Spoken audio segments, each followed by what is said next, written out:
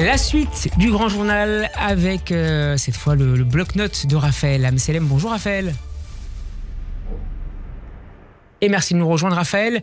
Vous êtes analyste en politique publique au sein du think tank Génération Libre. On a le plaisir de vous retrouver tous les lundis dans le grand journal. Vous nous alertiez la semaine dernière sur les accusations en fascisme qui visent Israël et par-delà les Juifs amis d'Israël. Qu'est-ce que recouvre, en forme de rappel, qu'est-ce que recouvre cette mise à l'index ? Eh bien, c'est, pour le dire dans sa version un petit peu maximaliste, de rappeler que l'attentat de Toulouse, ou par exemple celui d'Hyper Cacher, eh bien, ont été perpétrés au nom de la vengeance du sang palestinien. Et donc l'idée de dire simplement que, puisqu'on ne peut pas aller s'attaquer aux colons juifs en Israël, eh bien, on s'attaque aux juifs qui est immédiatement disponible en diaspora.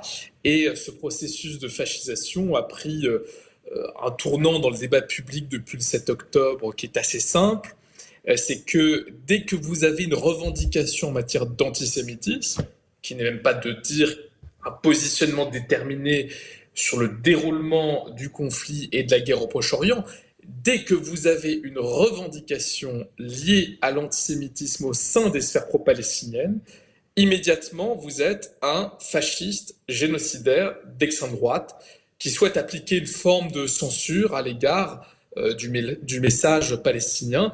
Et donc, de ce fait, vous avez la substitution de la figure du juif par celle du sioniste. Et donc, quand vous attaquez des juifs, vous n'attaquez pas des juifs, vous attaquez des fascistes. Et donc, vous avez un antisémitisme vertueux qui permet de s'en prendre aux juifs de façon gratuite, mais sans s'appeler antisémitisme. Alors Raphaël, vous en êtes vous-même parfois victime après les interventions sur les réseaux sociaux ou dans les médias, notamment à la télévision. L'objectif finalement, c'est d'empêcher que des voix plus mesurées, plus nuancées sur le conflit israélo-palestinien ne s'expriment dans les médias. Je pense que le premier objectif, il est très clair et je ne le formulerai pas autrement. Il est d'interdire la parole des Juifs dans l'espace de gauche radicale. Et je le dis de façon aussi claire, parce que ce réflexe qui consiste à fasciser n'importe quel juif a raison de revendications légitimes. Je prendrai un seul exemple. Vous avez eu par exemple à Sciences Po des appels à l'intifada.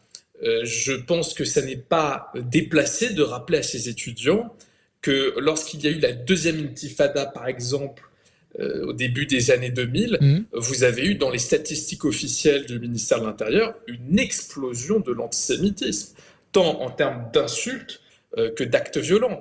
Et donc quand cette revendication de dire « bon écoutez, c'est peut-être un petit peu anxiogène pour les Juifs quand ils entendent « Viva l'intifada », on pourrait peut-être trouver autre chose pour défendre les Palestiniens. Et quand vous répondez « ah, vous êtes un fasciste génocidaire d'extrême droite qui soutenait le gouvernement de Netanyahou » de façon automatique, c'est qu'en fait on ne supporte pas la parole juive pour ce qu'elle est.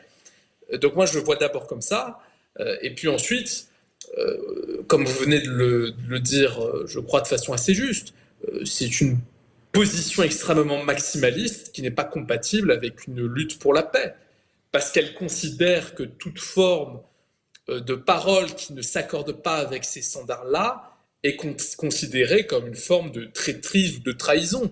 Et d'ailleurs, je crois que le meilleur exemple en la matière, c'est l'UJFP et Tzedek.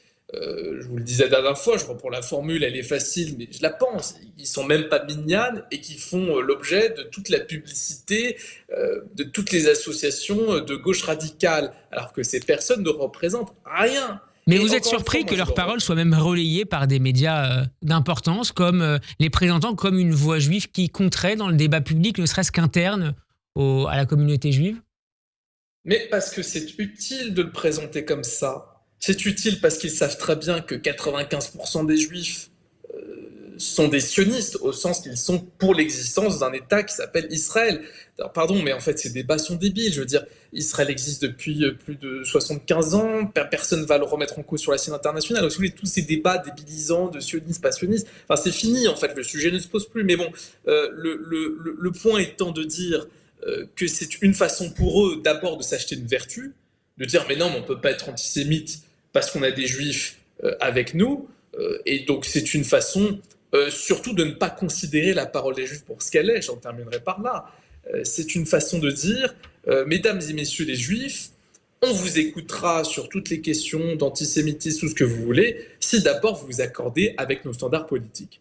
Et donc c'est une façon de taire la parole des concernés, ce qui est en infraction totale avec toute la doctrine antiraciste qui veut qu'on écoute la parole des concernés pour la parole des concernés. Merci beaucoup, Raphaël Amselm, d'avoir été avec nous dans le Grand Journal. Je rappelle que vous êtes analyste en politique publique au sein du think tank Génération Libre. Bon après-midi à vous. Bon après-midi.